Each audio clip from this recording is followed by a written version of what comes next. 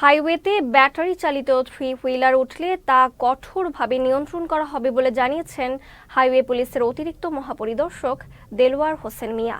বুধবার দুপুরে গাজীপুরের ঢাকা টাঙ্গাইল মহাসড়কে ঈদ যাত্রা পরিদর্শনে এসে হাইওয়ে পুলিশের অতিরিক্ত আইজি দেলোয়ার হোসেন মিয়া এ কথা বলেন।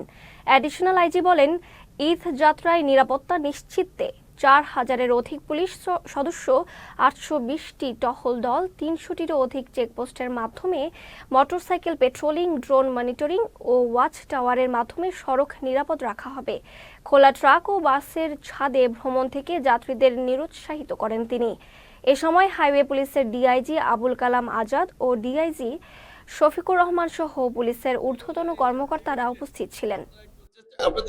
আমার বিশেষ অনুরোধ, আপনারা হাইওয়ে না উঠে ওখান থেকে গাড়িতে ছেড়ে দেবেন।